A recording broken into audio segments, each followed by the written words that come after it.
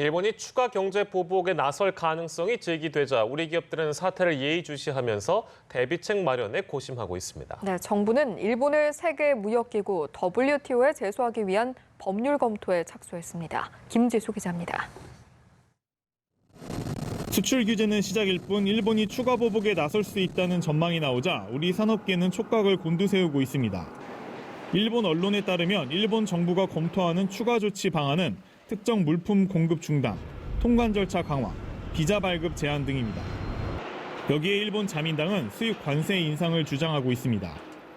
우리 업계 관계자는 대체 수입선을 확보 중이라며 실제 제재로 연결되지 않더라도 이번 분쟁이 일본 업체의 가격 경쟁력 강화로 연결될 가능성을 우려하고 있다고 전했습니다. 이번 달 중 일본 경쟁당국이 기업결합 신고서를 제출하기로 한 현대중공업과 대우조선해양도 문제입니다.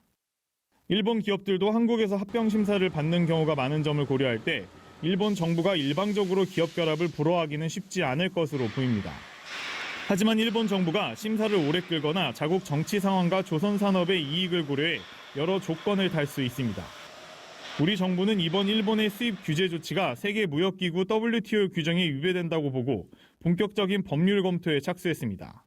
안보에 심각한 영향을 주는 요인이 아닌 경우 수량 제한을 금지하고 있다는 점을 지적할 것으로 보입니다. 다만 분쟁 절차에 들어갈 경우 사태가 장기화하고 승소를 장담할 수만은 없다는 문제가 있습니다.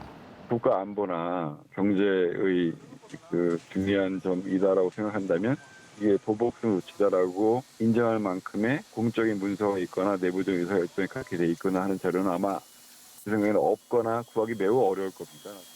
일본이 자국 기업의 수출 감소 피해를 우려해 노골적인 제재를 취하지는 못할 것이라는 분석도 나옵니다. 연합뉴스TV 김지수입니다.